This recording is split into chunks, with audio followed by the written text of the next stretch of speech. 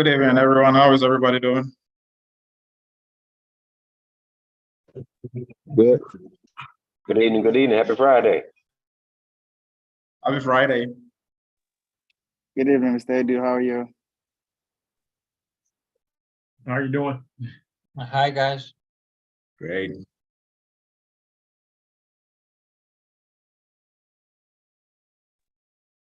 Good evening. Good evening.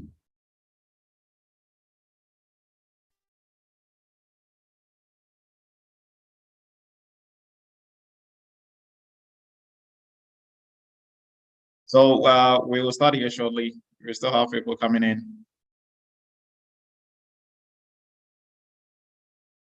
And quick question, Alan, are you able to see the charts? Like, will you be able to monitor the charts for me? I'm actually still at work, sir. Oh, okay. Yeah, I figured. All right. I was trying to see either Brandon or Shango. Are you also able to monitor charts? Yes, sir, Dr. Edu.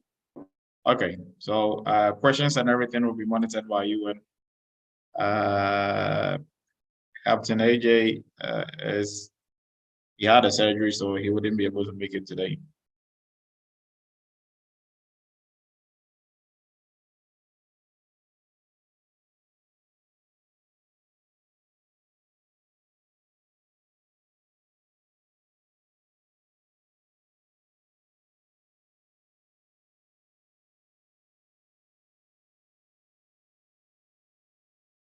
All right, everyone. We are starting off time now. Let me pull up our presentation real quick, and then we will take it from there. I hope everybody had a great week. Friday is always good, you know, a little time for us to wind down. But for some of us, it's like work as usual. So, but it's still the weekend, so it's good.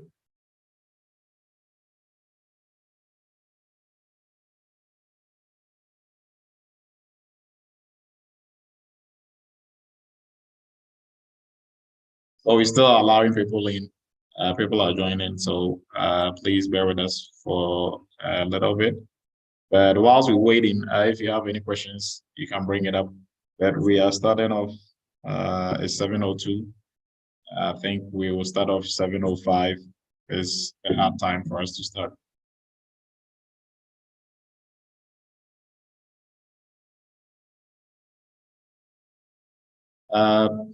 Josh, go ahead. Josh had a question.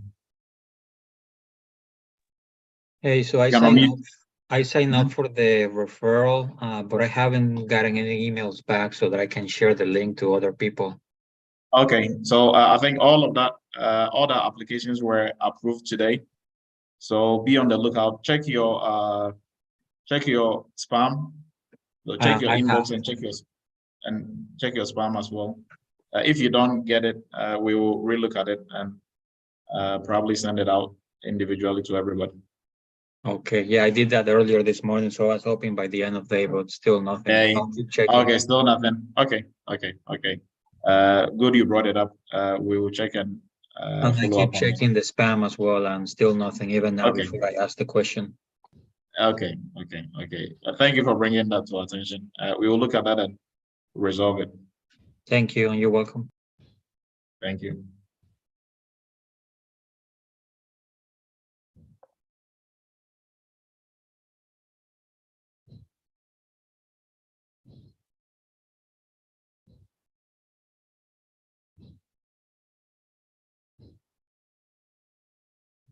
All right, we still have people coming in. So we are going to start, and then, you know, as people are coming in, we're going to allow them in. So welcome, everyone. I appreciate everybody's time. This is Arithms Cyber Chat. We do this every Friday, 7 p.m. Eastern. And Friday nights, you could have been anywhere else, but you chose to be here, learning and sharing knowledge, and, you know, professionally developing yourself. So we appreciate that. And like always, we are going to make sure your hour plus that you spend with us is not going to be wasted. So you are going to gain something new from, at least something to add to your body of knowledge that you have already. Right. So today we are looking at cybersecurity career, PCI DSS career options under cybersecurity, and we'll go a bit in depth so you get to know some of the job descriptions and what employers are looking for and what type of skills and knowledge that you need to be able to start a career in PCI DSS. So welcome to Arithms Academy. If you are new, Arithms Academy is where we train cybersecurity professionals to become the best security professionals that they can ever be. And a little background about myself. I'm going to be your presenter for this. I'm Dr. Emmanuel. I'm a former United States Army captain. Also a former professor at University of Maryland Global Campus and CTC, Central Texas College. I'm the founder of Arithmis Inc. and the CEO of Arithmis Inc. as well. I'm the founder of Arithmis Academy, where we train cybersecurity professionals. And our company, Arithmis Inc., is a QSA company, PCI QSA company. So we do PCI assessments and everything cybersecurity as well. And our school, we also teach PCI DSS as a framework and other cybersecurity training that we have on there. So you are welcome. If you are new, this is a little intro about myself. Now we are starting off. So today's topic for discussion is PCI DSS career options and opportunities. And these are some of the topics that we'll be discussing in today's chat. So we'll be looking at a quick intro or a quick overview of PCI DSS. If you are new to PCI, what is PCI? And then we'll look at why organizations have to stay in compliance with PCI DSS. It's mandated for some organizations to stay in compliance. We'll look at those and which organizations have to stay in compliance. And we'll look at the need for organizations to employ PCI DSS subject matter experts. Then we'll look at some PCI DSS some PCI DSS job titles or jobs, right? And then we'll look at some of the duties and responsibilities of a PCI DSS subject matter expert within an organization. And then what certifications do you need to be able to start a career in PCI DSS? What are employers looking for in a potential PCI DSS professional that they want to bring on board? And then salaries for PCI DSS professionals. And we'll look at some career options as structured by Eretmis Academy. And then we'll do some Q&A. Okay, so we have a handful. Yes, this is being recorded and it's on YouTube as well. So I think there was a question in there. We are streaming live on YouTube. So if you're on our YouTube channel, you'll be able to see that as well. Right, so let's keep going. So we will start with cyber news like we do. This is a new added on for our cyber chats. So every week, at least we pick 2 news that borders on cybersecurity. So in this week's news, some German airports, I think there were 7 or 6 of them, their websites had an incident, a security incident. So their websites, 6 German airports, I think 6, their websites were hit with a DDoS attack. And if you don't know what a DDoS attack is, we call it distributed denial of service attack. And this type of attack, the goal behind it is not to break into your network and to steal your data or anything. The target of this is to target the availability portion of your CIA triad, right? So, cybersecurity, what we are protecting in cybersecurity is 3 main things, right? We are protecting confidentiality, integrity, and availability. Now, this type of attack, the goal behind it is to disrupt your availability. So if they are hitting your website with a DDoS attack, then it means your website is not going to be available, right? And your customers wouldn't be able to go on there, buy tickets. Your customers wouldn't be able to go and check their tickets, right? And do any transactions online. So some of the airports that were hit were, I think, Düsseldorf, Nuremberg, Dortmund, and the rest. So the rest they didn't list. So these were some of the airports that were hit. The big ones like Frankfurt and the rest, They really they weren't able to touch. So Berlin, Frankfurt, and Munich, they were not able to touch those. So the details as to how this attack occurred is still not known. This happened, I think, yesterday. So it's pretty new, right? So just to let you know, and most often, surprisingly, airports, they are kind of notorious for falling victim to DDoS attacks, right? So their website being down and stuff. So that is one of the cyber news that we are looking at. And then also the next one is Indigo. So Indigo, for our folks in Canada, is a bookshop. And also their website was attacked like a week ago, and their website is still down. I think now maybe probably it's still up, it's up, but it was down for almost a week.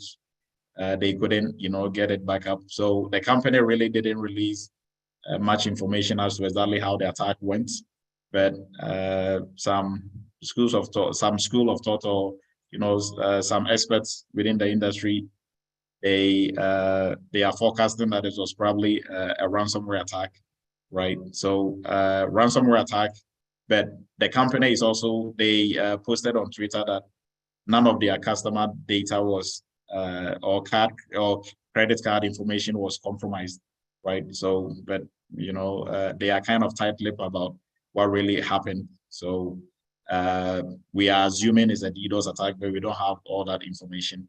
And for anybody on here who, not DDoS, a ransomware attack. So for anybody who is not familiar with ransomware attack, now you know how people used to kidnap other people and ask for money. That is what has moved onto the cyber side. So here, they are not kidnapping people, but they are kidnapping your data and they are asking you for money, right? So sometimes when you even pay the ransom, they don't still release your data. That is the funny part about it, right? So ransomware attack is very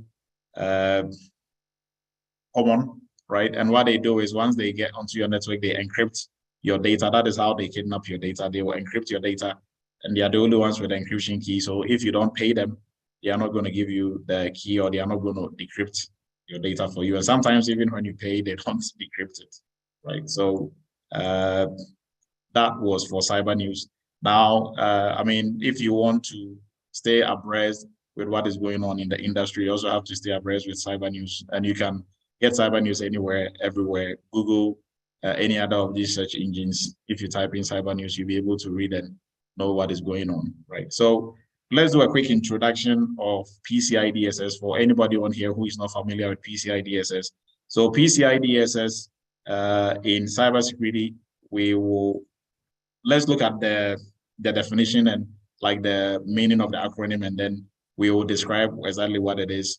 So PCI DSS stands for Payment Card Industry Data Security Standard, right? And this is a standard in cybersecurity. We call it a framework. It's still a standard. So it's a standard that we follow to ensure that credit card and debit card information that we are accepting. So when I say we, assuming I'm a merchant company or service provider. So companies that are accepting credit card and debit card, they have to follow certain best practices in order to keep the credit card and debit card they are collecting from their customers safe, right? And in this, it is not only for the customers. We are not only protecting the customers, but in so doing, you're also protecting the owners of the card, right? We call them the card brands. So your debit card or credit card that you are holding, it doesn't belong to, your card doesn't belong to Chase, or it doesn't belong to American Express. If it has Visa, Master on it, it belongs to Visa and Master, right? If it's an American Express doesn't issue their cards through banks. It's directly through themselves, and then also the Discover is the same. But aside that, I just want to let you know that the cards belong to the card brands. So if the card is stolen and money is spent on it, it goes against the card brands, not necessarily your bank, right? So the card brands, they had to come up with a way of protecting their cards. So anybody who wants to accept their card for payment, you have to follow the measures that they put in place in order to protect the cards, right? So because it belongs to them, and then also for the customer using it, they're also protecting the customer. So they put together a company called PCI Council, right? So it's PCI DSS Security Standards Council. It's a company on its own, put together by the by the card brands, right? And the PCI Council, they come up with these standards that everybody who is accepting credit card or debit card has to follow in order to protect the card they are collecting from their customers, right? So one of those frameworks or one of those standards is what we call PCI DSS. And PCI DSS is actually the main standard, and every other standard, kind of goes to help PCI DSS, or every other standard is kind of came out of PCI DSS, right? So for companies that that accept credit card or debit card, process, store, or transmit these cards, they have to, ensure that the environment is well secured. That way, attackers are not able to breach their network and then steal these cardholder data. So credit card or debit card information, the technical PCI term for it is cardholder data, right? So how do organizations do this, or how do they go about it in terms of following PCI DSS? They have to maintain a secure network. They have to protect cardholder data. They have to maintain good access control regularly. They have to monitor their systems and their infrastructure and make sure everything is working fine. They have to test their network. They have to maintain security policies, right? So we are not going to get too deep into the 6 goals and the 12 requirements for PCI. We can get into that later on. I think in our previous PCI sessions, we went deep into those. So this is a quick introduction for anybody who is not familiar with PCI DSS. So it is a framework, just like other frameworks like HIPAA, NIST, Cybersecurity framework, CIS controls, CIS control version 8, and the rest, ISO.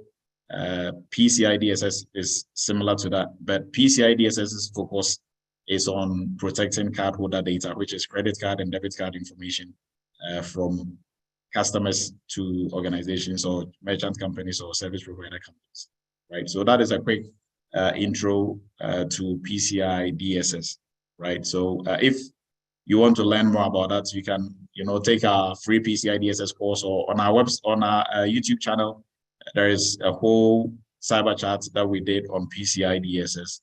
You can look at that as well. So who has to stay in compliance with PCI DSS is any organization that accepts credit card or debit card information, right? So if they accept credit card and debit card information, there's another step, or like there's another level, which is if they process, transmit, or store, right? But for like what we are doing today, we will just say if they accept credit card or debit card information, right? Without going too much into the technical aspect of it. So, but regardless, whether they are storing it by themselves or they are having a third party do that, they still have the responsibility of making sure the credit card information they are collecting from their customers is kept in a safe way, right? So, any which ways, if your company is accepting credit card or debit card, there is no easy way out.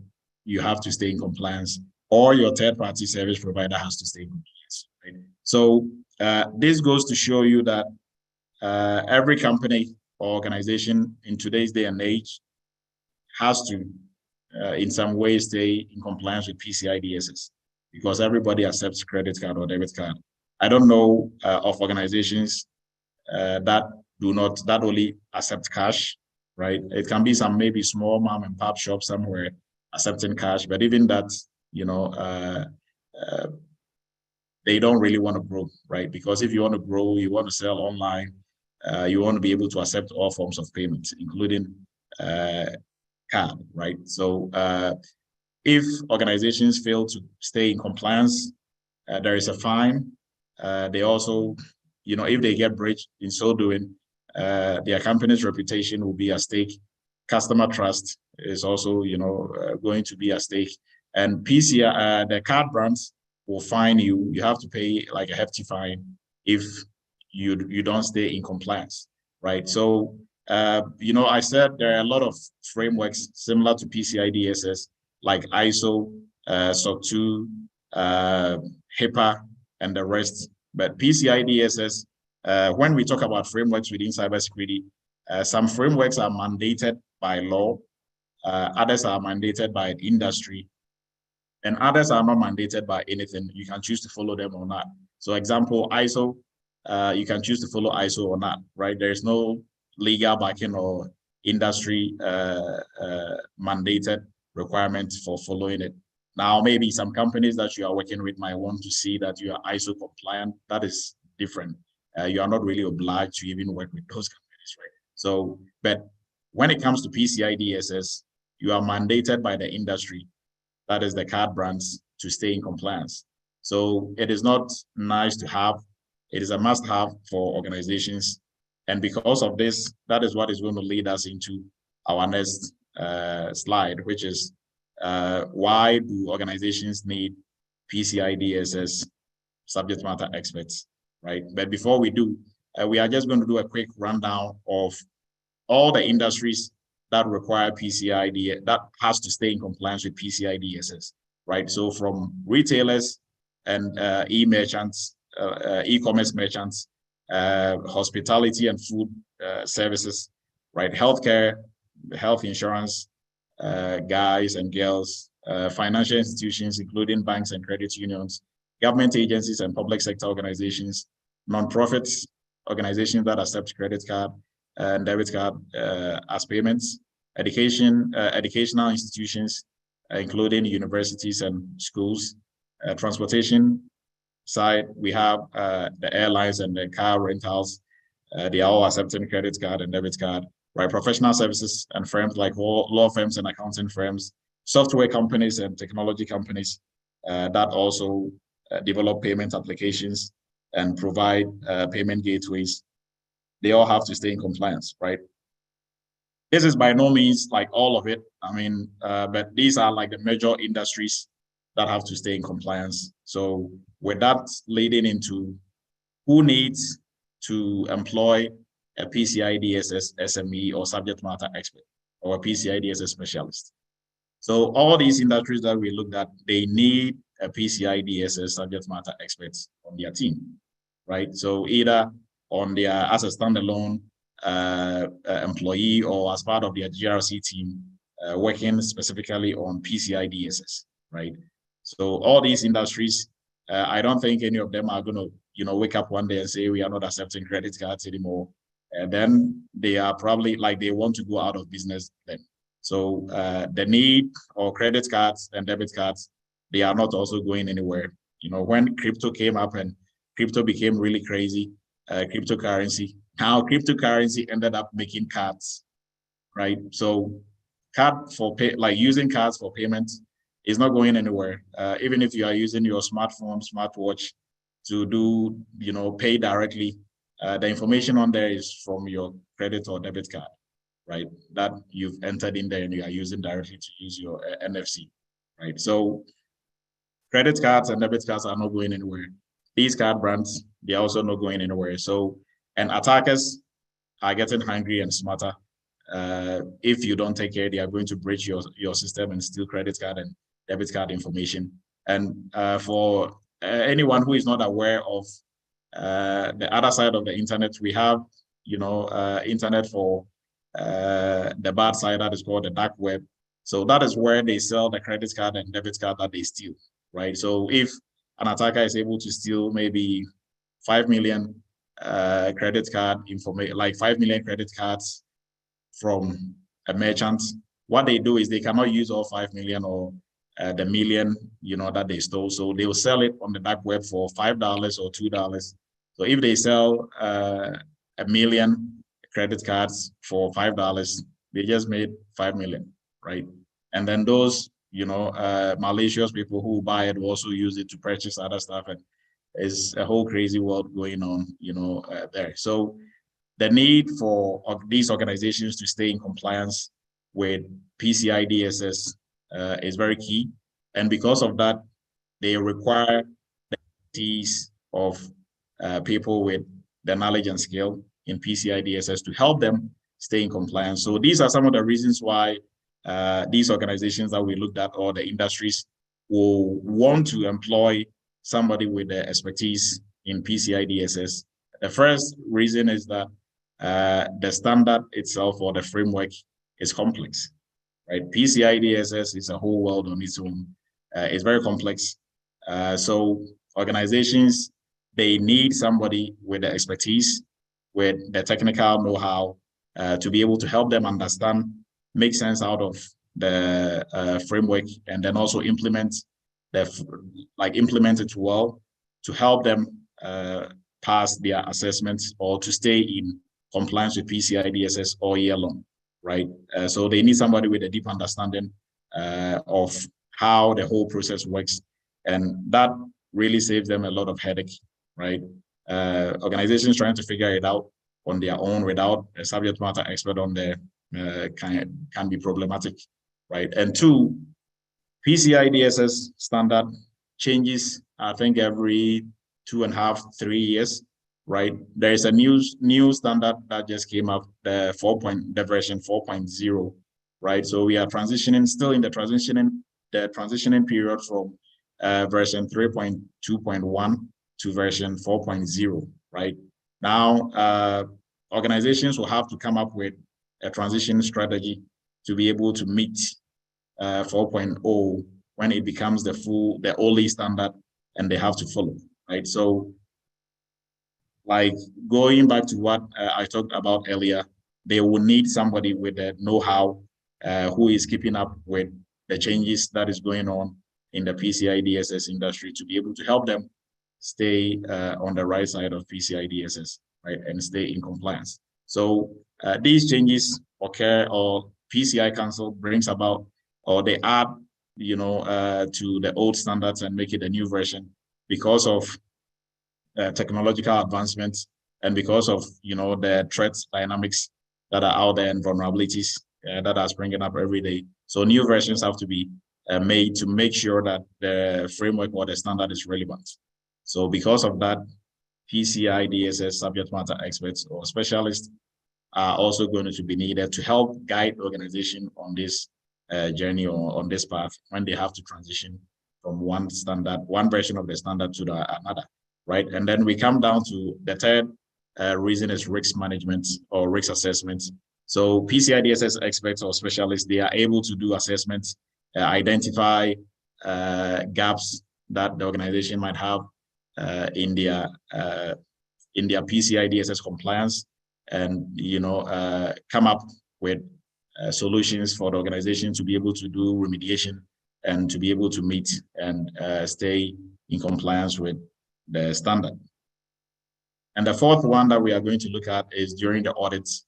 So for every organization that has to stay in compliance with PCI DSS, annually, every 12 months, they have to undergo an audit or a self-assessment, right? So for the audit, you need somebody to be a liaison between your company and the QSA company that is doing the audit, right? And that's somebody who is the liaison between your company, who works for your company, has to be somebody with the technical know-how when it comes to PCI DSS, to be able to work hand in hand with the auditors and make sure that you pass the audit, right? So for organizations, if they fail their PCI DSS audits, guess who will know about it first? Their CISO, and then their CEO is also going to know about it. So PCI DSS is very high visibility in every organization. So they need somebody who knows what they are doing to be able to help them stay in compliance, right? So for the audit part, they will still need a subject matter expert to help them on that side, right? And then now we come to the last reason, that is resources. So organizations, they have limited resources, and everybody in the organization is pulling from the same amount of resources. So HR, the IT folks, accounting folks, they are all pulling from the same resources. So when it comes to PCI compliance, if you don't have anybody on staff whose job it is to make sure that you are staying in compliance, when it comes to asking for resources for things, PCI, PCI might probably be left out. And PCI is the bloodline of the organization, because if the organization is banned from accepting credit card or debit card, I don't think anything is going to move because there will be no cash flow, and cash flow is what makes your organization run, right? So a PCI DSS expert can help the organization manage resources when it comes to the PCI side and effectively advocate for anything PCI DSS within the organization and make sure the organization stays in compliance, right? So these are the 5 reasons why an organization will need a PCI DSS subject matter expert, right? And in summary, the PCI DSS expert will help the organization or service provider, so will help the merchant company or the service provider to navigate the complex to navigate the complexities of PCI DSS, and also like the technical aspect of it, and will help them with their audits and also manage resources to effectively continuously stay in compliance with the standard, right? So those are the reasons why organizations will need a PCI DSS subject matter expert. Now, these are some of the job titles and roles for in PCI DSS, for within PCI DSS when it comes to organizations. If organizations are employing, they are employing in these roles for PCI DSS subject matter experts.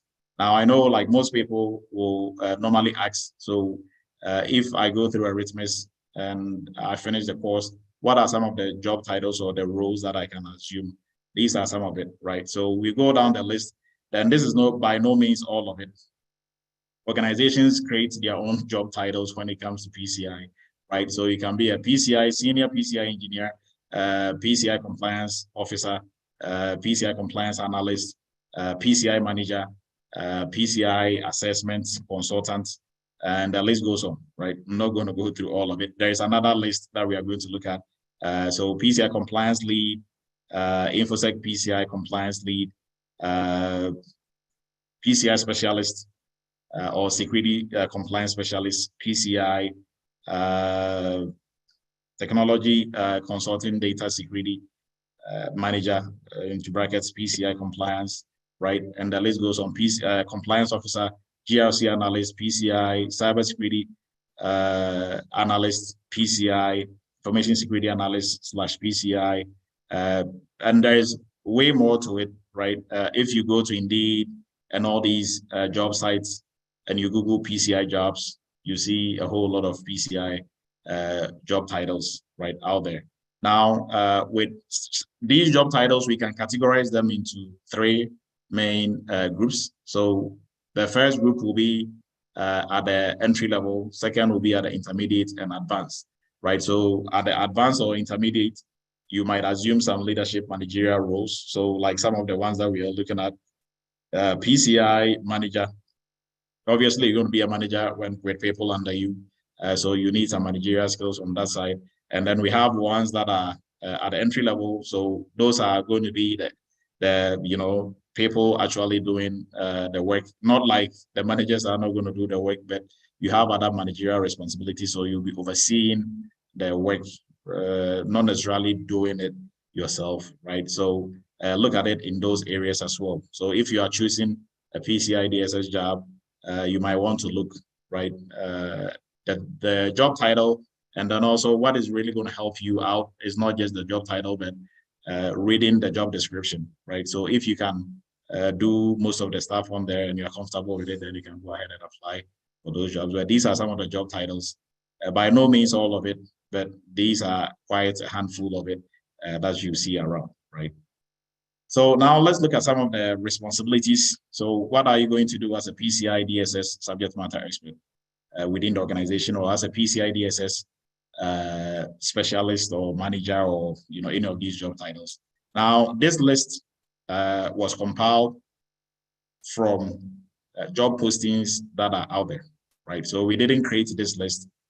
This is what employers are looking for, right? So this list, and this is not by any means all of it.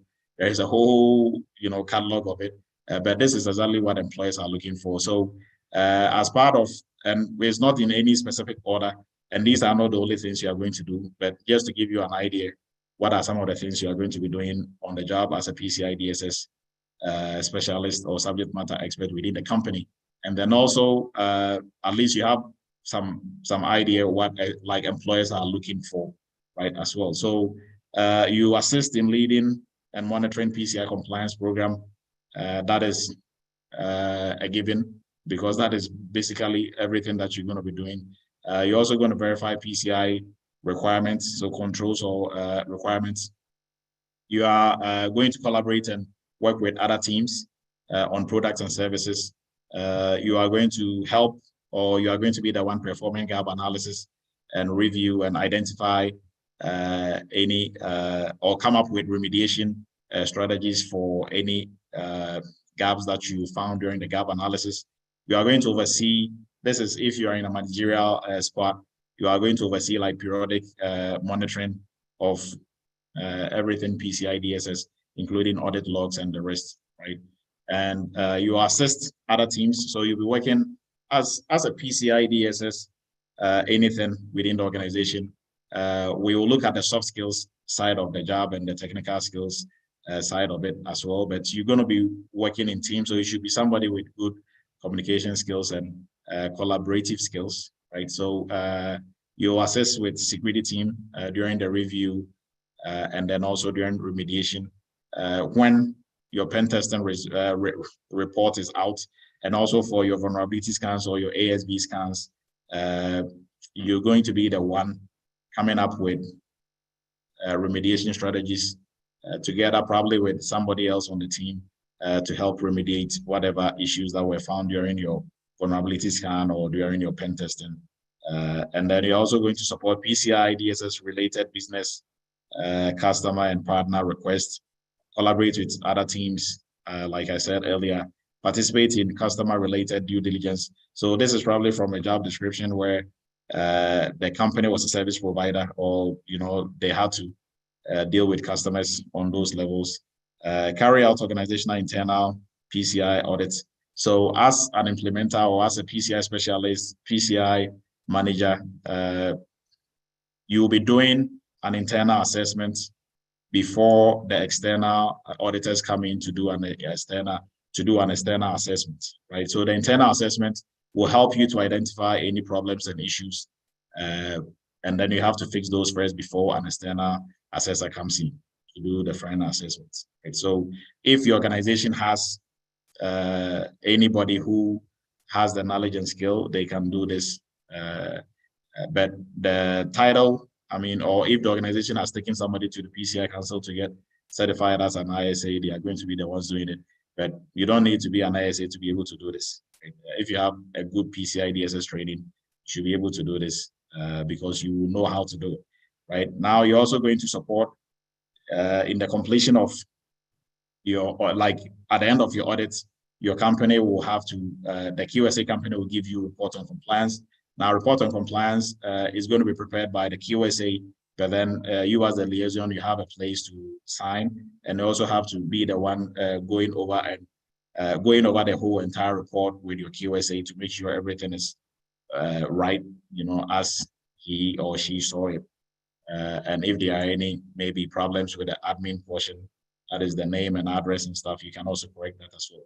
And you are going to be in charge of if not only you and probably like the networking folks and some IT folks, you'll be in charge of identifying the scope or defining the scope, the PCI scope for your organization, right? So that is identifying the area on your network that cardholder data moves around, or where cardholder data is processed or transmitted. So any system that touches cardholder data, any technology, any people that touches cardholder data, they are all going to be in scope, right? Or any process that touches cardholder data is also going to be in scope, right? So these are some of the duties and responsibilities of a PCI DSS subject matter expert within the organization, right? So now we come to the question of certifications. I get this question a lot. What certification am I going to get, or what certification do I need to be able to work as a PCI DSS subject matter expert in any organization? Now, the simple answer to this is you don't need any certification, right? But there's a caveat to that. So you don't need any certification. You need the know-how to be able to do this. And for some job descriptions, you see they will have on there that you should have QSA or you should have ISA. Now, just to explain what that is, for job descriptions that are posted, they are prepared by recruiters and HR, right? People from HR. Now, these people, they don't really have the technical knowledge or they don't have the know-how when it comes to PCI or when it comes to IT in general, right? So they just put what they think is a certification in PCI on there because you cannot be a QSA floating around QSA with the QSA title without working for a QSA company, right? And if you work for a QSA company, you cannot be working for a merchant company as well. So you can't be applying for a job and say I'm a QSA because you are not, right? Or say I'm an ISA because ISA, it is the merchant company that you're going to work for that can send you to PCI to get qualified as an ISA. So to be able to become a QSA, you have to work in a QSA company and meet the minimum requirement to be able to, you know, for them to take you to PCI to get you qualified as a QSA, right? So for you to work in any of these merchant organizations, you can't be a QSA and you can't be an ISA coming in, right? So they don't require you to have any certification. Now, with that being said, PCI is a niche in cybersecurity. So if you don't understand cybersecurity, you are not going to do well in PCI and you can't really function well in any organization. So to show your cybersecurity skills or to show your cybersecurity abilities, if you have a couple of cybersecurity certifications, it goes to show that, you know, at least you have what it takes. So you can have any cybersecurity certification. You should be good. Security Plus, CISSP, CISA, SIM, all of it. If you have any of those, you are good, but they are not required, right? Organizations that you are going to work for, they really care less if you have a PhD in PCI DSS. What they care is, can you do the job? So during interviews, are you able to convince them that you can do the job? And when you pass the interview and you're employed on the job, can you really function, right? That is what they are looking for. So not necessarily certifications. So don't get hung up on certifications. Most people will ask you, I want to be a QSA. You want to be a QSA and then do what, right? Like your end goal is going to determine what you want to be. And to be a QSA is not, you cannot just go write the exams on your own and say you're a QSA, or to be an ISA or to be an ASB. You cannot just do that on your own as an individual. You have to first be employed by a company with that credentials or with that certification, and then they can, you know, transfer that to you. And when you leave the company, you are no more a QSA. So if I leave Arithms Inc., I can't parade myself and say I'm a QSA. I'm a QSA in what QSA company, right? So you don't really need any certification to work in PCI DSS in any organization as a PCI DSS subject matter expert.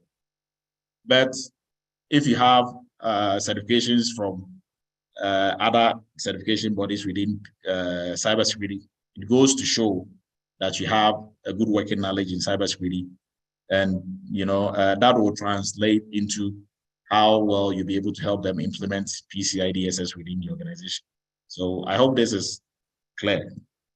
Now, let's move on and go to the expectations of potential employers. So what are employers looking for? So in PCI DSS, it is no different from cybersecurity in general, because PCI DSS is a niche within cybersecurity. And in cybersecurity, I tell everybody, when it comes to what skills organizations are looking for, or what skills we are looking for in cybersecurity, and in PCI in this instance, is not only your technical knowledge in PCI, right? So we are looking at two sets of skills: your technical knowledge, which is your hard skills, and your non-technical knowledge, which is your soft skills. right? So we are going to look at what kind of hard skills or technical PCI skills employers are looking for in a potential PCI DSS subject matter expert or specialist or manager in their company, right? So what kind of skills are they looking for? So for the technical PCI skills that they are looking for, they require you to have a strong PCI DSS knowledge and skill base, right? So that should be a foundation coming in. They expect you to have, they expect you to be able to navigate the complexities of the PCI DSS standard. You should be able to do some, like prepare them for an audit. You should be able to manage resources effectively in line with PCI DSS. You should understand PCI DSS compliance. You should be able to identify non-compliance areas. So during gap analysis, which areas are non-compliant. You should be able to assist your QSA or your auditor doing the PCI DSS audits where they are report on compliance and their AOC attestation of compliance as well. Let me go back.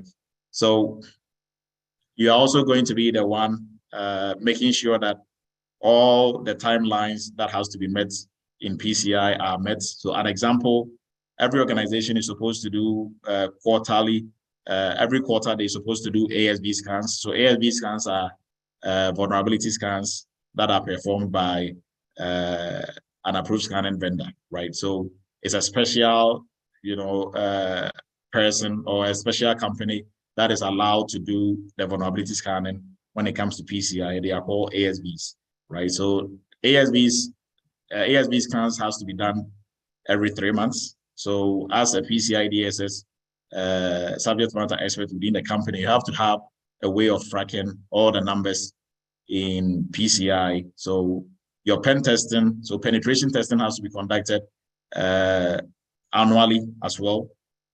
So that they do external and internal. So all that you are going to be the one tracking and coordinating with whoever is going to do it. And then when they are done, they are going to give you their report. So you go through and you do any remediations that has to be done. And all these are what employers are looking for within the technical skills aspect of this. So you should be able to lead a security enhancement project. You should understand and document complex branded payment acceptance or card servicing processes. You should be able to define the scope, and you should be able to prioritize PCI DSS activities within the organization. You should be able to manage and communicate key compliance milestones for critical systems to whoever is in charge of you or to top management. You should be able to educate and build an awareness program, PCI DSS awareness program within the organization. Now, this is by no means all the technical skills that you need, but this is just some of it, right? So now we are going to look at some of the non-technical skills that you are going to need as a PCI DSS subject matter expert. So first one is mentorship and coaching. You should be able to mentor and coach, anybody who is under you or who needs PCI DSS mentor and coaching. You should have strong written skills, strong communication skills. You should be able to, and strong presentation skills. I will say that too. You should be able to present or explain complex PCI DSS issues in simple, plain language to top management and to higher ups, right? They don't want to hear about any of the PCI jargons and all the technicalities. If you have to explain something to them why you need funds for something, it has to be in a very simplified way. That way they will be able to understand. And you should be able, so these are all on the non-technical skills, right? Your ability to develop creative and adaptive solutions. This is non-technical. Problem-solving skills, non-technical. Ability to work under pressure is non-technical, right? All these are soft skills. Analytical skills, strong organizational and technical, like strong organizational and technical writing abilities, effective leadership and managerial skills.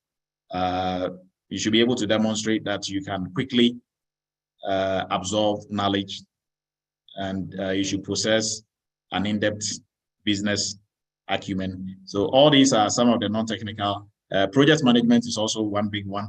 If you have any project management background, it's going to serve you well on this side. And for everybody in our PCI DSS training, and for those in the internship, you see that there's a lot of moving pieces, a lot of documentation that has to be tracked. Now, if you have some project management skills, it makes it easier and you are able to organize yourself well.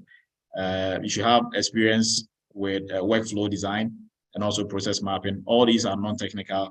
Excellent leadership skills, teaming skills, also very critical, verbal communication skills, and advanced written skills as well. So I talked about presentation skills. That also goes on here as well. You should be able to clearly articulate and educate on general PCI DSS security issues that might come up, right? So these are some of the non-technical skills that employers are also looking for, right? So it's not only the technical skills that you need a combination of both, right? So if your focus is just on PCI, and when you're done and you start interviewing and they ask you, so if you are part of a team and one person is not pulling their weight in the team, what are you going to do about it? Questions like that are going to throw you off, right? If you didn't prepare for it and you were thinking they were just going to ask you, hey, how do we do scoping? Or when the assessment is done, how do you help the QSA, prepare the ROC?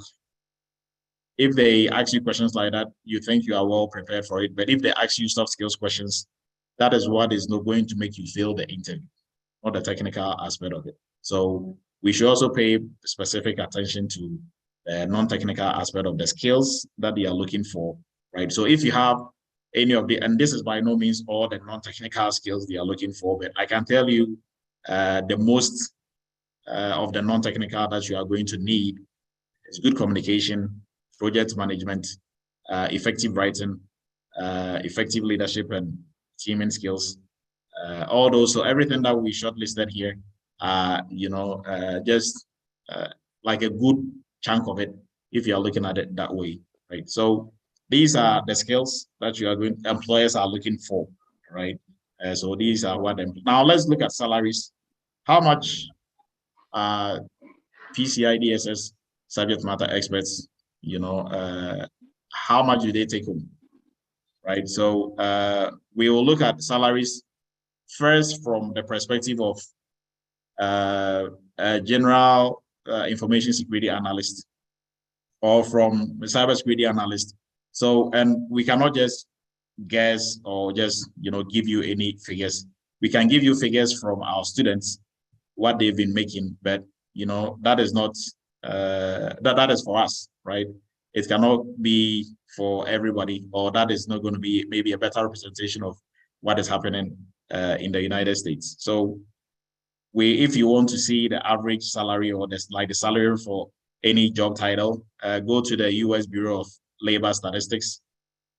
That is where you are going to get the most accurate. So according to the labor statistics, the mean annual salary of an information security analyst is 113K, right? So that is for a general cybersecurity practitioner, right? Now, we listed the whole, this is also, this whole table is from the National Bureau of Statistics, the Bureau of Labor Statistics, right? So they have the highest percentile is 90%. So people within that percentile, they are taking home 65K, and we have 75 percentile, 131K, right? So our students are in between here. For the entry level course, they are in between here. For PCI, you should be between here and up, right? Because you are specializing in a niche within cybersecurity.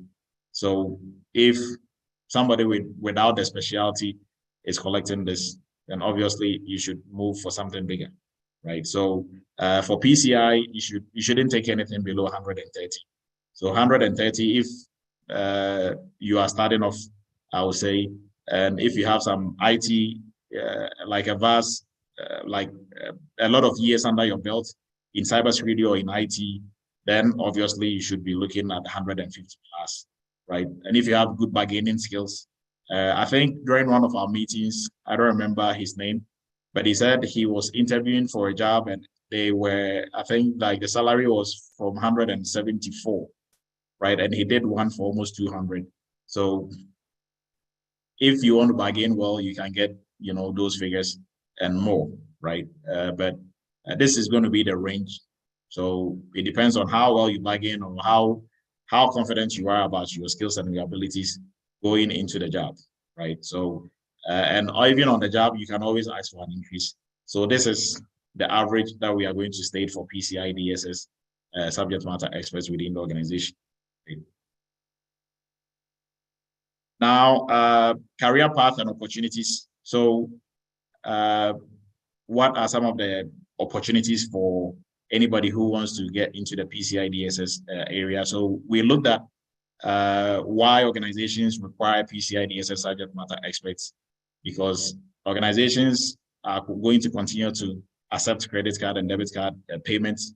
Attackers are continuing to try to steal those card data information, and they are going to need somebody to help them stay in compliance with PCI DSS. That way they don't get fined and they don't get breached, right? And with that being said, it shows that there's only going to be growth in the PCI DSS niche.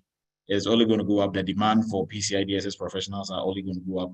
Now, who is eligible to, you know, pursue a PCI DSS career? So anybody with or without an IT background can pursue a career in PCI DSS. But the caveat to that is without an IT background, you have to first go get some cybersecurity background before you can get into PCI, right? If anybody tells you you can jump straight into PCI without any cybersecurity or IT background, it's not the whole truth, right? You can do it, but like I always say, it's like you want to learn engineering in French. You want to use French to learn engineering, right? Or you want to attend a school that teaches engineering in French, and you don't know French. If you are very ambitious, you can still do it. So, but now you are learning French and you are learning engineering at the same time. So I don't know how you are going to do it, but everything is doable. I would, if I was the teacher teaching the engineering, I wouldn't advise you to do that. I'll first advise you to go learn French. And once you're done, you know, come to the engineering class, right? So even if you have the engineering, you know, let's say like the engineering mindset, and you have some engineering background already, but it's not, you know, through you using French. Now you have to understand French, obviously, before you can sit in an engineering class being taught in French. So same thing applies here. If you don't have any IT background or cybersecurity background, I will highly not encourage you to get into PCI. I will encourage you to get into, you know, start from somewhere, maybe go get Security Plus, but not just passing the exam, but making sure that you really learn and go through whatever training you are going through to gain the knowledge and skill that is required for somebody holding Security Plus, and then maybe try and get into PCI, right? Or whatever IT field that if you are already in an IT field, then you should be good. If you're already in the cybersecurity field or you've studied cybersecurity, you have a good working knowledge, then you should be good, right?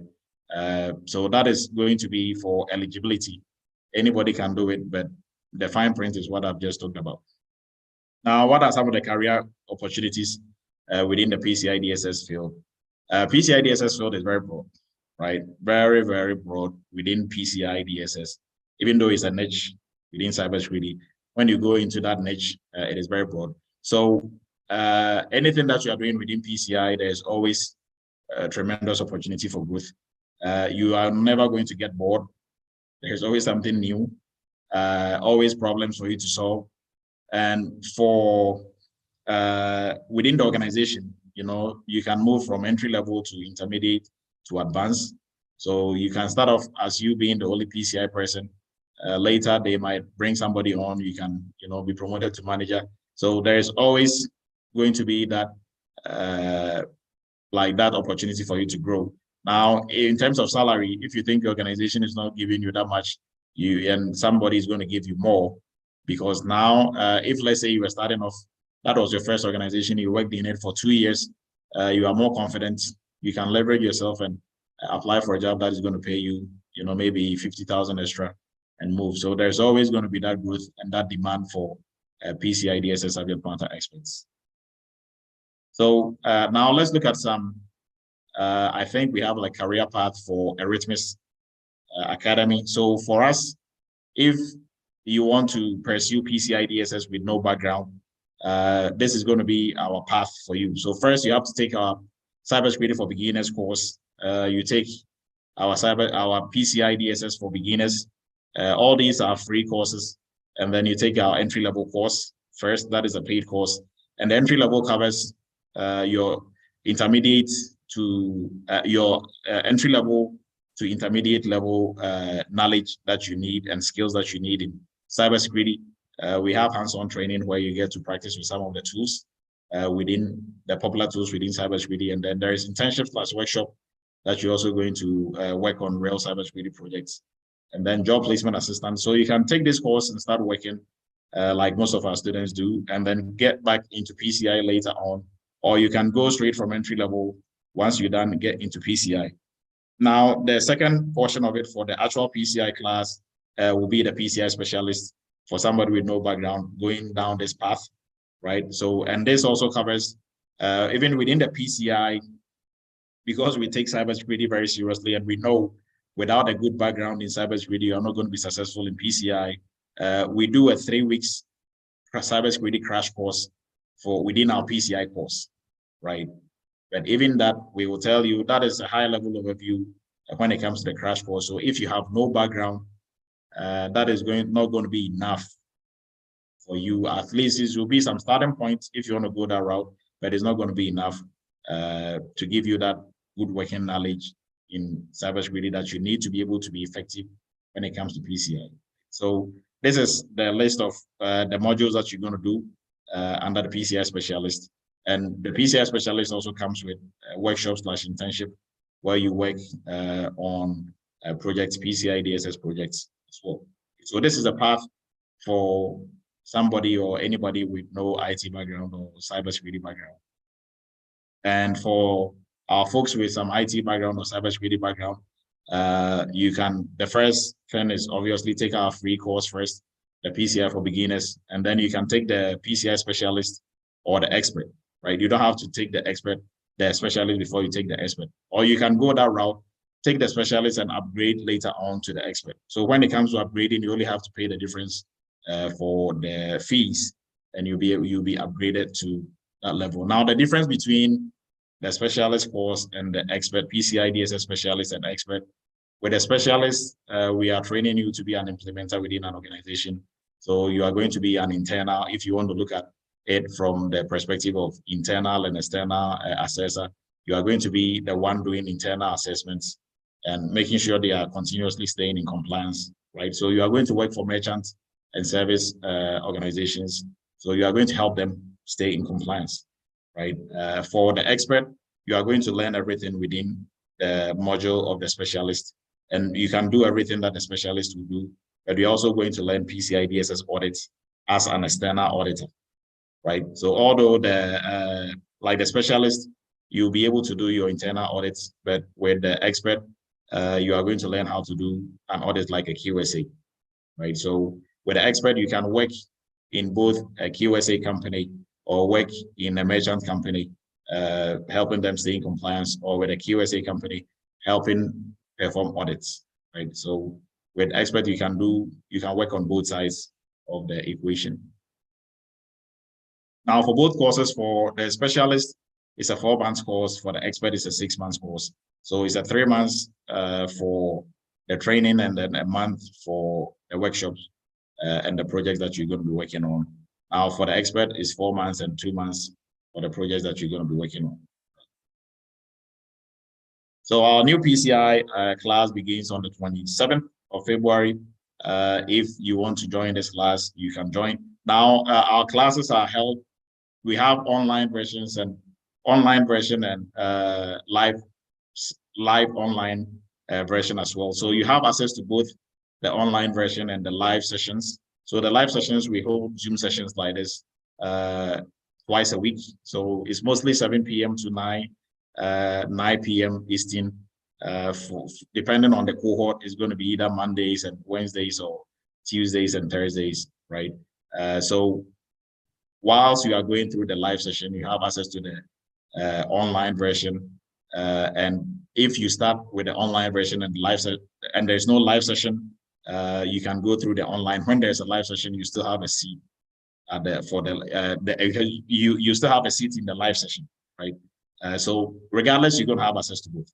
Now, last week we discussed the income sharing agreements and the deferred payments for our service providers that we are using. For Leaf, the link is ready.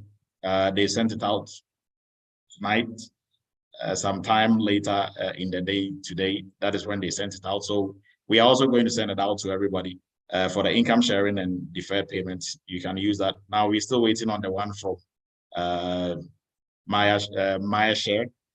So when we get that, we will email it to everybody. Now for the income sharing, you are going to make a deposit of $2,000. For the income sharing, the price for the course is going to be, for the expert, 17,000. For the specialist, is going to be 15,000. Now, once you're done, before you get into this, you're going to fill the application form and a deposit of 2,000 for both. If you want to take the expert. Now, when you pay that 2,000, you don't pay anything else for the income sharing until you get a job and you start making 6 figures. So if it's going to take you 7 months, 8 months to get a job, that is fine. You don't pay nothing. When you get a job and you are making 99,000, you are not paying anything until you get a job that you're making 100K, right? So when you're making 100K, even that, we are taking a percentage of your income. So which is really not going to be that much. I think what they were looking at, they are still working on like the percentages, but you have that whole time to start. And also when you start paying, you are not going to pay one time. It's probably going to be over, I think it's 18 months period that you are going to use to pay everything back. And it's going to be in installments based on your income, right? So if your income increases, then the same percentage is going to be used. But with the deferred payments, that is also different from the income sharing.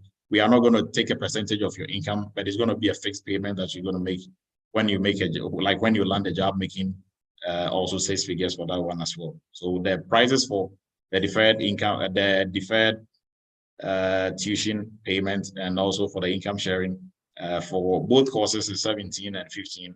You only have to make a deposit of 2,000 and you don't pay anything else until you finish the course. You get a job making 100K and up, right? I know Mona's hand was up.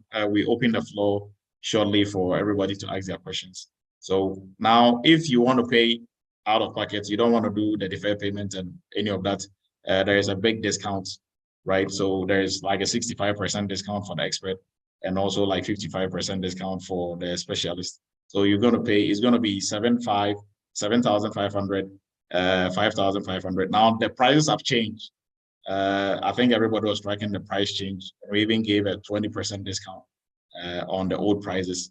Now for this, we have installment payments also available. So you can do installment payment and you can pay over 8 months for for expert or for the specialist, right? So this is the career path for us. And for other courses that we have, these are the prices, like the new prices for the other courses that we have, because we are talking about the price change. Now these are the new price change. Now we are going to take questions and then we are going to wrap it up. So I know there's a lot of questions in the chat. Shongo can go ahead and help us with the questions in the chat. And also, if anybody is streaming on WhatsApp, not on WhatsApp, on YouTube, you can also please go ahead and you can go ahead and read the questions on there as well for us. Mona, go ahead. So Mona has I'll let Mona go first, and then we'll look at the questions in the chat. Go ahead, Thank Mona. you, Doc. Good night. How are you? My question is the $2,000 deposit, does it has to be a one-time deposit or you can have like a payment plan? I think they have it where you can split it into two. I think like the maximum you can do is to do like 2 times. 2 payment? Yes, I think so. Okay, and there's a duration, like you pay it in a month, 2 months, 3 months? No, you pay it in 2 months. Oh, okay. Thank you. Yes, yes, you're welcome. Can I ask Aliko, my- go ahead. Yeah, thank you, Dr. Adu. So I'm interested in trying to get some people into the course before it starts, but I was hoping to get access to the affiliate link. Is that ready? Oh, yeah. So I think Josh asked about that. Like the link is ready. We thought everybody had, like we sent it out. So everybody was approved for the affiliate link. But we will look into that. Josh brought that up earlier. I think you joined a bit later. So we will look into that and send you the link. Send everybody who applied the link. Okay. Okay, thank you. Okay, you're welcome. Alexander, go ahead. Yeah, thank you for taking my call. Quick question for the entry level. Once you're done with the entry level, what's a potential salary? So for the entry level for in-house for our academy, minimum that we've had so far is 100, and maximum is 130. Now for that entry level, again, what are you teaching? Is it Security Plus, or what exactly are you teaching? No, so for the entry level, we cover all the major areas that you need. So we cover risk management, identity and access management, cryptography. So we cover, if let's say we're using Security Plus as a yardstick, we cover everything within Security Plus, half of the things in CISSP. So we just, make it very comprehensive. And then also the hands-on portion where with the tools, we cover most of the major tools like Splunk, Nexus, like a whole catalog of it. So we are not just going to show you how to use it, but we are going to walk you through to use it yourself, to build your own cybersecurity lab and to use these tools. And then also job placement assistance is part of it. And on top of that, you'll be part of the workshop/internship where we pair you and your cohort with one of our sister companies, and you work on projects, cybersecurity projects for these companies. So the projects have also been set up where it covers almost everything that you're going to be doing on the job. So you are going to be working on projects, incident response projects, risk assessments, setting baselines, doing policy reviews, and like a whole list of it, right? So the knowledge and skill that you're going to gain from the entry-level course will be applied on the workshop/internship, actually doing the job for a company, right? So that is how that is the whole package for the entry level. And then you have job placement where we help and walk you through how to get a job. And with the resume as well? Yes, so resume, cover letter, how to answer interview questions. And also, the best part about it is for every interview that you get, right? So every interview invitation that you get, we are going to do mock interviews with you and go through how to prepare for it. So if it's going to take you 100 interviews to get a job, we will do 100 mock interviews with you. Thank you so much. That's my question. Appreciate it. Thank you. Eliku, is your hand still up, or that was from previously? From previously, I'm going to lower it, sorry. Okay. Okay, go ahead. Josh. Hi, Emmanuel. Thank you. So you mentioned earlier that the internship is paid? No, so the internship is more of a workshop. Got it. Okay. Even though, so you are going to be working on projects, but then we teach you how to do the projects, and then you go do the projects with your team, and then we will do QA/QC, we'll QA/QC it. If it's good, we move on to another project. Got it. And the other question is, how does the job placement work? Like, do you guys have companies reaching to you saying, we have a job, or how do you help with this process? So with a job placement, we prep you in terms of resume, cover letter, interview prep. Now applying for with the jobs, we show you or give you like all the platforms that you can apply for the job. So you do the job application yourself, and when you get interviews, we go through and do mock interviews with you, right? Show you, okay, they might ask you this, how do you answer that? So go through all that and prep you before the interview.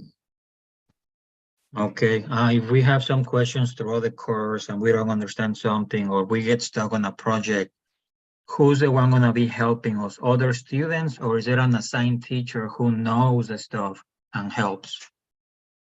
So it's gonna be like the teacher who knows his stuff to help, right? And like there's a platform also for the students, so you can post it on there. Hey, if you have a question, you can either directly get with the instructor, or you can post it on there. If somebody knows it, they are going to help you out.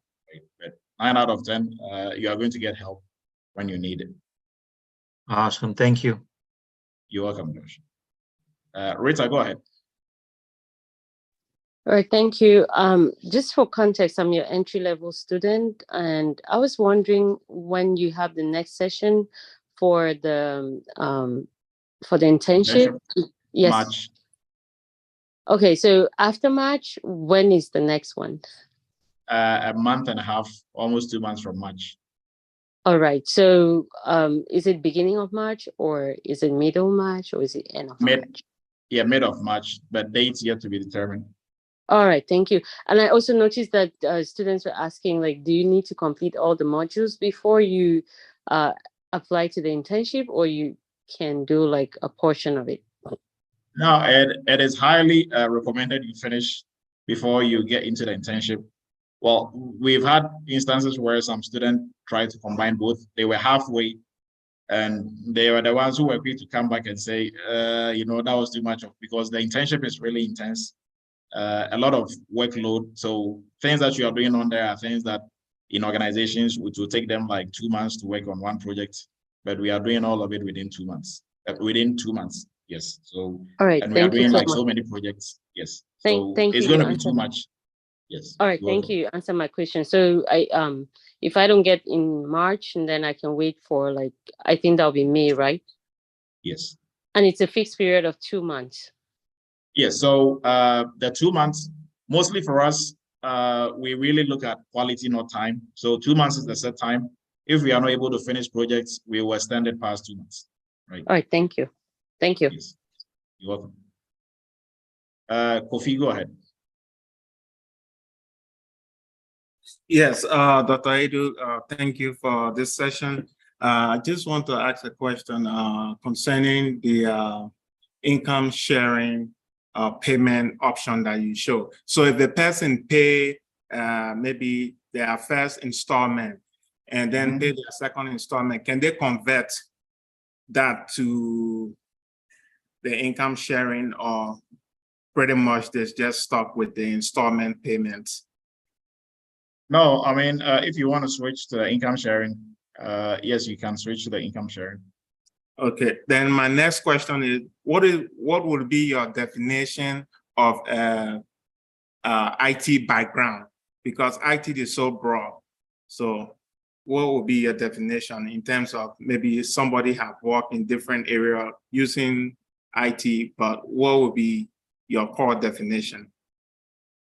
Okay, so if you've worked in IT, working on infrastructure, working within networking, DevOps, software programming, right? All those areas, and like I would say, like those are the ones that easily come to mind. All those areas will qualify as an IT background. Okay, thank you.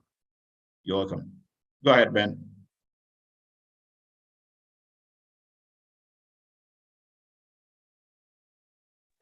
Oh, hi. I have a question.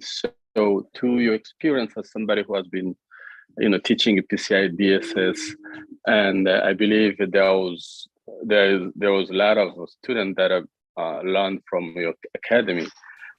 Do you have like statistics of those who got a job and those who didn't get? What was their challenges they met when looking for jobs?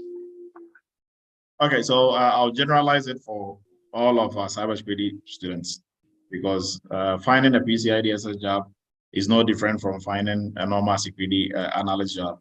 So mostly it comes down to how serious you are with the application, right? And your tenacity just to keep pushing, right? I think in one of our YouTube, like on one of our YouTube channels, somebody put on there that, hey, you should let everybody know that people who get jobs in cybersecurity are the lucky ones. It's not easy to get a job, so it's only the lucky ones. Now, if you're coming in with that mindset, then why do you even try, right? There's nothing like luck. It's hard work, pure sheer hard work. If you put in the work, it is going to pay. So for our students, like the ones who are able to get jobs within 2 months, so on average, it should take you 2 to 6 months to get a job in security, right? So the 2 to 6 months, that is from interview to interview to interview. Let's say the ones who are lucky, I've only seen one person who has done one interview and gotten that job. Yeah, one person, right? Most people, at least 4 or 5 or 6 interviews will get you the job.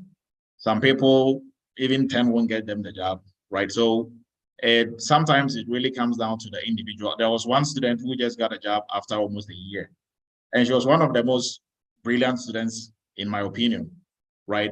Everybody came, got a job. She's still there. I'm trying, and they said this, and they said, eventually she got a job after a year. Like, so those who get jobs are the ones who keep pushing.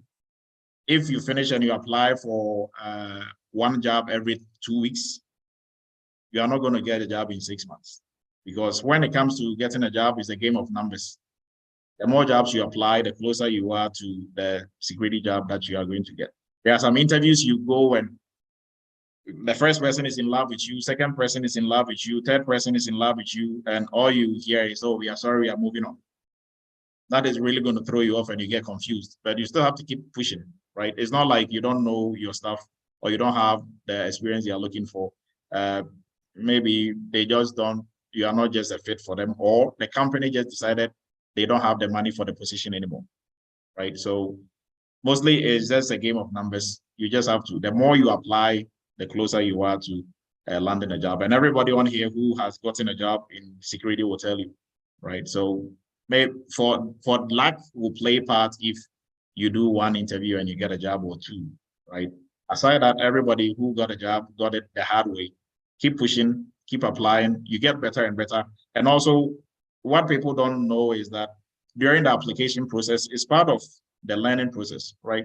Now you are getting to know exactly what you are looking for, and okay, so and also whatever training that you have, is it able to stand the test of demonstrating to your potential employer that you know what you are about, right? So look at it that your job application process, doing interviews, they are all part of the knowledge and skill that you are acquiring to be able to do the job even better.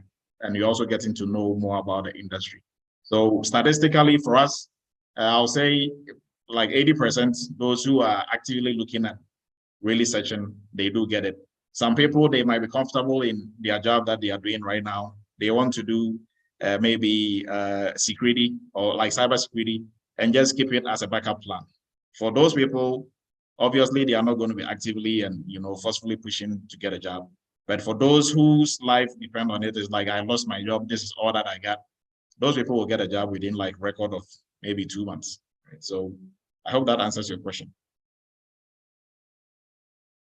Yeah, thank you. Yeah, you're welcome, Ben. Josh, go ahead. Just want to back you up on that and testify that that happened to me. I have no IT background. I took a few classes at my local university for A+, Network Plus, and Security Plus. Again, no IT background. I applied for about 3 months daily, nonstop. I had about 30 interviews and I keep pushing and pushing. And I finally got a cyber analyst job as of last week. I'm brand new, no experience. So I'm testifying that it does work. Yes, congratulations. And people who will stop after 2 applications are the ones who will be nagging and telling everybody, no, it's a lie, it doesn't work. I applied and none of my friends are, and ask them, how many jobs did you apply yesterday or last week? Probably none, right? Yeah, I applied Nobody's to 200 to 300. Yes. So the demand for cybersecurity professionals now in the United States is around 700,000. So there is around 700,000 on-field cybersecurity jobs. But also, cybersecurity jobs are harder to fill than any other IT job. So they're not going to give it to you easy. It's not like you just apply and you get it, right? Because the demand is there, they're just giving it to anybody. You have to fight for it. That is what most people don't get. So if you fight for it, you are going to get it. There is nothing like luck. If you fight for it, you are going to get it. So all you have to do is from first interview, get better. Next interview, get better. So you are getting better and better and better, right? Until you find your soulmate. That is going to be the company that is dying to have you. And you're also dying to have them, right? So thank you for that, Josh. Greg, go ahead. Welcome. Hi, this is Greg. Can you hear me? Yes, we can hear you. Okay, so I wanted to ask a question. How can someone who is already working as a data engineer, an ETL engineer who has knowledge in database development like SQL and other Microsoft Azure resources, how is that person okay to go for this course? And also, I have another question. Someone that is working, how would that person be able to juggle the both learning and working together? Okay, so for the last question, our classes are held in the evening. Like for the live sessions, they are held in the evening from 7 p.m. to 9 p.m. Eastern.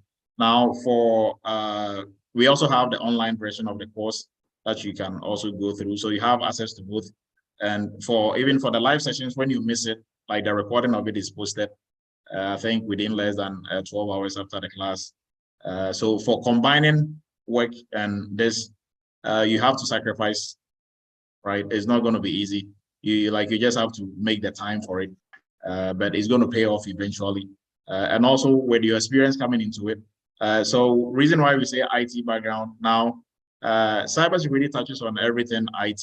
Everything within IT, right? So networking, software development, database. So anywhere that you are coming from, you are bringing something that is part of cybersecurity.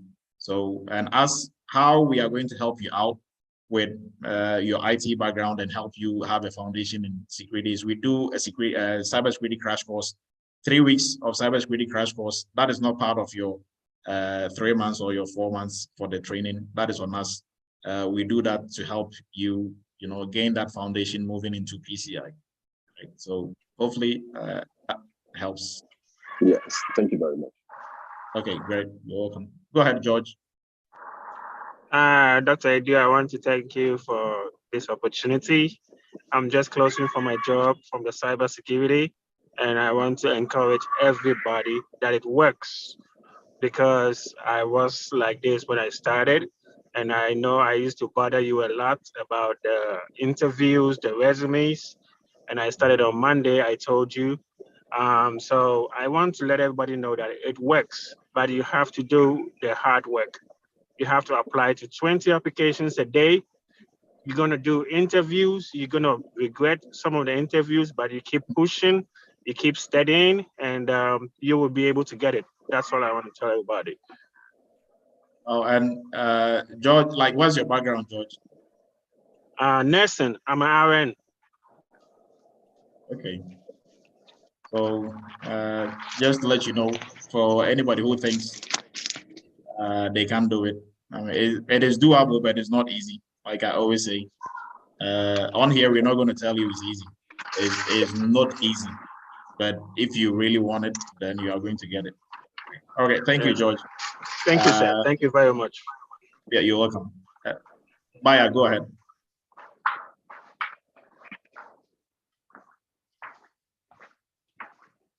Bayamon, you can please unmute yourself. Yeah, sorry about that. Can you hear me? Yes, yes, we can hear you. Okay, thank you.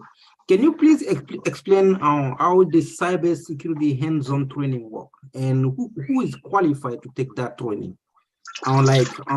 Is somebody who took the cybersecurity crash course on PCI DSS take the cybersecurity hands-on training to get some? Yeah. So the cybersecurity hands-on training, the focus of it is on tools, right? So we walk you through how to build your own cybersecurity lab. So building virtual machines and setting up like a hypervisor, taking you through tools like Splunk, Nexus, Qualys, and others like that. And then also showing you a little bit of the command line when it comes to Windows and Linux, showing you some of the hacking tools, right? So it's just tool-based. So if you don't have any cybersecurity background and you want to take that, it's fine. If you want to take that and then go get the cybersecurity training, that is okay. But you can't just take that and use that to work. You know, because even using the tools, you have to know the science behind it. Now, for what you're asking, if you took the crash course within the PCI training, now you have some background, you can take the tools aspect as well, right? So that is going to, you know, augment and help. But for anybody who wants to take that, should be somebody with some, you know, security background coming into it. Maybe you took Security Plus and you want some hands-on training working with the tools. Yes, you can take that, right? But even if you don't have any experience and you want to get into security and you want to take that, but you still have to go take a security, maybe Security Plus training or something else to be able to combine to use that to work, right? But just that on its own is not a full-blown course that will help you to really get to where you need to be in terms of knowledge and skill. But for Bayamon, for you, you can take it because you've done the crash course. Yes. All right. Thank you. All right. So I'm going to leave it to Mr. Walker to go through the questions for us. If you start asking the questions for us, Mr. Walker. Yes, sir, Dr. Du, I did. I do believe I answered all the new people's questions. If they have any, I would recommend that they ask you right now, but I do believe I covered them all. Okay. I appreciate the time. So if there are no more questions for the group, I appreciate everybody's time. Happy Friday and also a wonderful weekend to everybody. We'll meet again next week, Friday on Cyber Chat. But for our interns, we are meeting tomorrow at 10 a.m. Eastern. And for everybody else in the PCI and other classes that we are going to meet during the week. But for everybody else, we'll meet again next week, same time, God willing. Have a blessed weekend and we meet again. Stay blessed.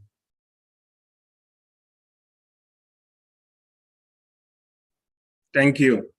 Thank you. Appreciate it. Thank you so much.